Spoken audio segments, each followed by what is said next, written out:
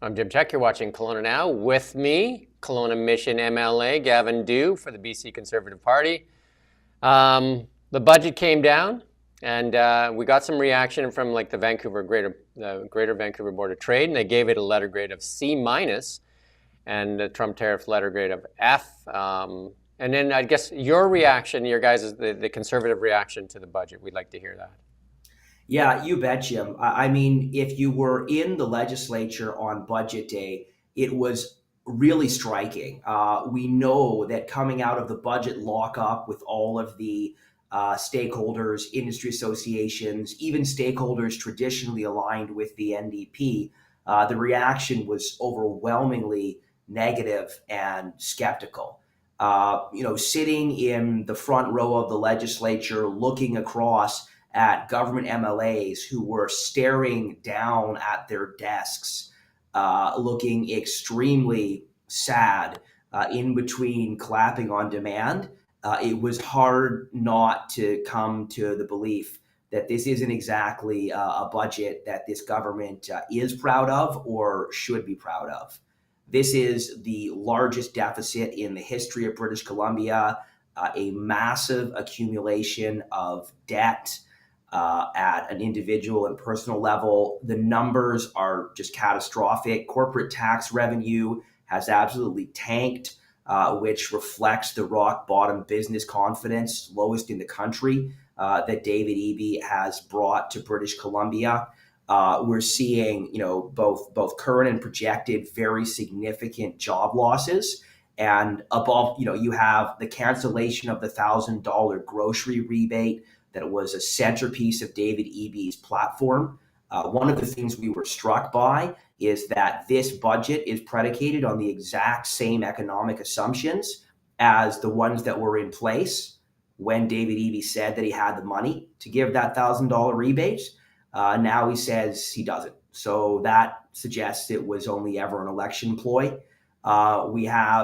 We pushed back very hard on the fact that government suggested that they were going to have a hiring freeze because of the massive 36% increase in public sector employment that they have led, while the private sector has had a 0% increase in jobs. And despite making a lot of big claims about hiring freezes, we've pointed out repeatedly that they've been hiring like mad to staff up political staff in the premier's office, spin doctors and communication staff, marketing people to do partisan politics on the public dime, while claiming to be undertaking a hiring freeze across the public sector. So an embarrassing budget, a bad budget, a sad budget, and a pretty dark day for British Columbia.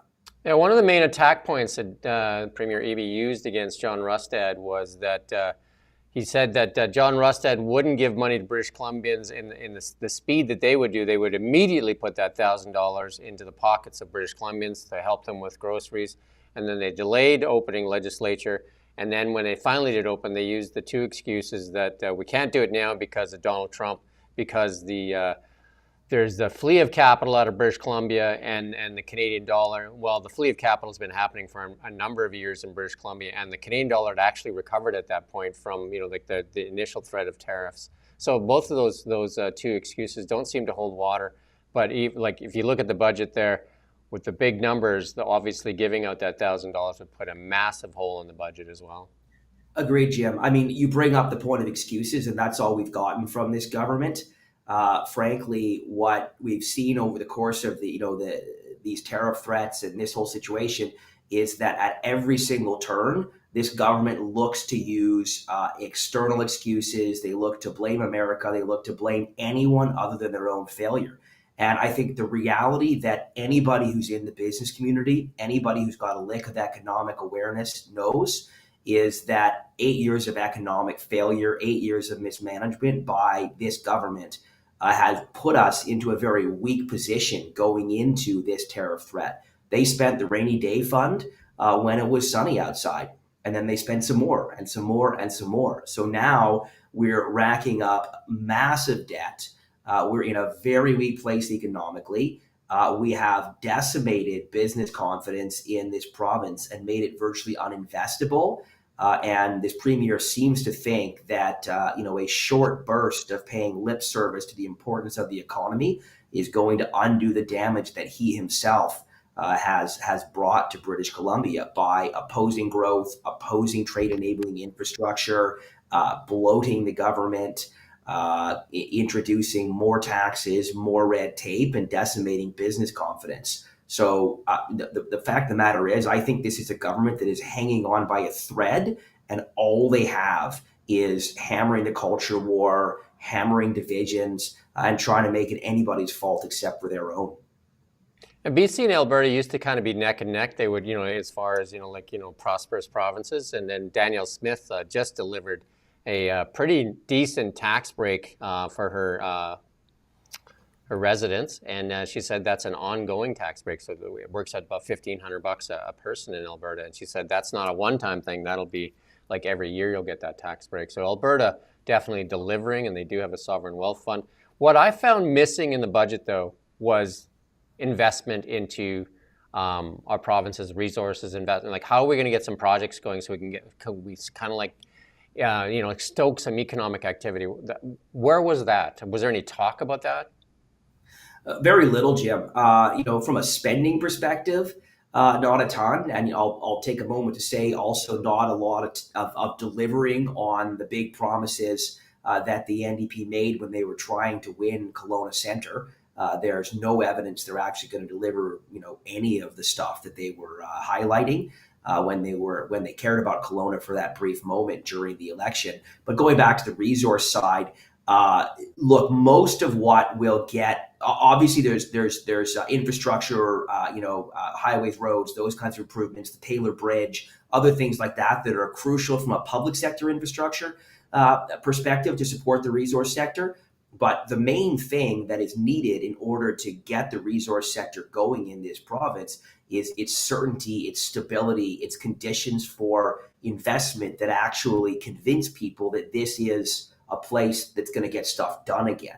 What we've seen from this premier so far is they've got a list of 18 projects, a number of which are already quite far along in the process, where I think they want credit for things that were already going to happen, or for expediting things by a couple months. But the key thing is that, just like NDP governments do, they're picking winners and losers rather than focusing on the fundamentals of the issues that are constraining investment in this province. They're picking winners and losers to go around their own processes. So, for example, with their wind power projects, which were the first they came out with, they said, okay, we're going to waive the environmental assessment project to get these things done. Now, you control a significant portion of the environmental assessment project. Why don't you fix the environmental assessment process? Why don't you create conditions where any investor, any project, any capital could have a reasonable belief that it's worth giving it a shot to invest in British Columbia, instead of picking and choosing what projects you're going to support and expedite around your own processes? So I really just think it's an incoherent government that has no understanding of how a free market economy is supposed to work, and how you create long-term conditions for investment in private sector job growth. Yeah, two of the biggest industries in British Columbia, mining and forestry, and Kofi had some negative reaction to this budget. And we've seen, you and I have talked about it, and I've talked with Premier Eby himself, I talked to the Forest Minister, and I've talked with John Rustad on this, and I've talked with Kevin Falcon on this. We did a lot on the forestry thing, but they're still saying the biggest problem is getting access to fiber. They're saying that's not in there, and they're still not getting that access to fiber. And Eby, when I talked to him, he said he's going to fix that. He said he recognizes the problem there. Why are they not fixing getting access to fiber for these lumber mills? I think they're ideologically unable to do so. I think they also have a very inexperienced forest minister who likes to make a lot of chippy statements in the House, but's never cut down a tree. We've got a forest minister who spent 40 years working in the sector in Ward Stamer, who has a really deep understanding of what's driving the challenges we face there. And I think honestly, it's going to be difficult because they seem to have a pretty immature forest minister who's in his late 20s and likes to pick fights in the legislature rather than focusing on substantive action. So when we met with leaders in the forest sector, one of the things that really stuck with me from one forestry executive is he said, look, like, we're not gonna put capital into British Columbia until we get off this policy carousel. There is just no certainty. There's no stability. There's no clear understanding of where we're going. There's review after review after review. There's punt after punt after punt. There's politics after politics after politics. But capital thrives on certainty. Capital invests where there is confidence that they can make a risk adjusted return, knowing what they're investing in. And that is why so much, forestry capital has flowed out of British Columbia into jurisdictions where they know what they're getting. So we just have to stabilize the policy environment and stop going in circles with these endless reviews and these endless political fights. Yeah, they're saying they just, they need to be ensured of predictable access to sustainable and economic fiber. It's critical to maintaining jobs and supporting operations across the province. We've seen that reaction from Canfor and saying that BC is not a province worth investing in right now. AP Planers have echoed that. Now Tolko closing operations. So softwood lumber definitely in a tough spot here, right? Danielle Smith made a statement, I think it was this morning or last night, where she said Alberta is open. They want to get rid of all the trade barriers. They're willing to work with any province. Is EB come out and said that too? Like, we're going to tear down these trade barriers so that interprovincial trade can be opened up? Because Saskatchewan's come out and said that, and so has Alberta. No, is the short answer. There's been some lip service. There's been some talk about it. I mean, the reality is that interprovincial trade barriers are the equivalent of something like a 6 or 7% tariff. We've got major constraints. And of course, when we think about wine out of Kelowna and the Okanagan, British Columbia more broadly, that's a huge one. There's been some slight movement over the last number of years, but the Importation of Intoxicating Liquors Act, which is the main barrier to interprovincial trade in wine, was implemented in 1928, which is the same year the Supreme Court ruled that women were not people for the purposes of serving in the Senate. This is archaic legislation that has been preventing us from growing markets and from trading, combined with protectionism from provincial government-run liquor monopolies. So there's a lot of opportunity, and we should be, leveraging this crisis to push through on interprovincial trade barriers. John Rustad, our Conservative Party leader, brought forward a private member's bill that built off of the good work done in Nova Scotia around being a first mover to break down interprovincial trade barriers. He brought forward private members' legislation, and we'll see whether the NDP takes that up. They have now taken up several pieces of legislation that we've brought forward. They've spent all their time in the House focused on just political posturing and trying to do wedge politics. And I'm very proud of the fact that we've had folks like Kyle Giddens, who's our labor critic up in Prince George Mackenzie. He brought forward a private member's bill that ultimately got the government to pay attention and take action on biodiesel. We've had some other successes in terms of the NDP copying our legislation, but we just don't see any evidence that these people have any understanding of the economy or any material agenda that they actually intend to bring forward in terms of action for the province. Yeah, and then the talked about in the budget there that carbon tax is still going to come on. And when he said when he was running that he would remove it if the feds remove it, it sounds like they're going to remove it when they finally get a new leader in place there. But it looks like David Eby is not moving on removing it. Why wouldn't he take it off? I just don't know. It's hard to get any heads or tails understanding of what these guys are doing fiscally. I mean, you look at these budget numbers, you look at the priorities, you look at the short-term effort to posture around a focus on the economy, the short-term effort to posture around getting some level of control over a government that's grown by 36% in employment over the last 7 or 8 years. And then you see them hiring like 16 new communication staff in the Premier's office. It's just wildly contradictory. And I think, to be frank, what this government is relying on is just continuing to try to vilify the opposition and blame their own failures on external forces. They're hoping nobody will notice that they cratered the economy because tariffs are cratering it further.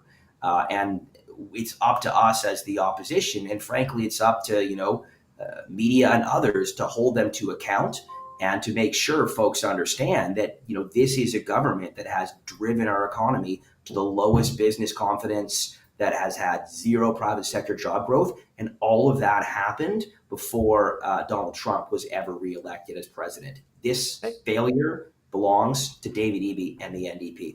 And one of their crown jewels is obviously, when we talk about the carbon tax, is their Clean BC program. And then now they pulled back on that too as well. They're supposed to have that tax exemption in place until 2025, another 2 years. And now they're pulling it May 1st, 2025, 2 years ahead of schedule. That was that no PST on used EVs. That's gone now as well. Mm-hmm. And they're just rudderless, Jim. That brass tacks. Like I think they're making this up as they go. They've got a very inexperienced cabinet, and they are struggling in the legislature. They appear to be struggling in the media. They appear to be struggling in terms of managing the basic functions of government, and that is not something that we can afford right now. We're in one of the most tenuous, difficult times British Columbia has ever been in, and it seems to be amateur hour in the halls of government.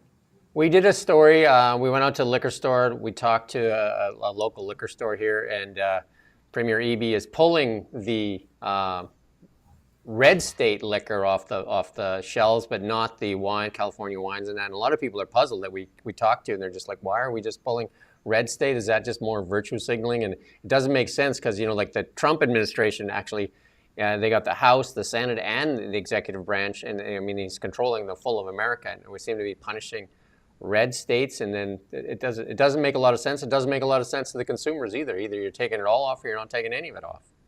Yeah, that's a good point, Jim. And I'll close on this because speaking of economic development, I've got a group of 8 people waiting in the office next to me to meet about exactly that, to get some trade enabling infrastructure built. But look, I think this is emblematic in some ways. Obviously, we need to be prepared to push back on this unprovoked push from the U.S. We obviously need to be strong in the face of what's happening, but it is so friggin' transparent when you're watching this premier and this government that they don't really have a clue what's happening economically. They only care, or they centrally care, about political posturing. What they want to do is they want to try to shore up their political base. They want to try to herd people into supporting them. They want to try to vilify their opposition. David Eby would rather be in a fight with Donald Trump than in a fight with his actual opposition in the legislature, which is the Conservative Party of British Columbia. And he will do that even if it actually is more costly, even if his clumsiness is more costly to British Columbians, simply because I fundamentally believe this is an economically illiterate government that cares only about politics and about winning elections. And I really hope that at some stage they wake up, put their thinking caps on, and get focused again on doing what's right for the people of British Columbia. I do thank you for your time, Gavin, and hopefully the weather's great there, and we get some action on an economic front here in for British Columbians. Amen, Jim. See you again soon, anytime. And thank you for watching Kelowna Now. We don't just report the news, we live here too. We're your neighbors, bringing you stories that matter to all of us. No government funding, no outside influence.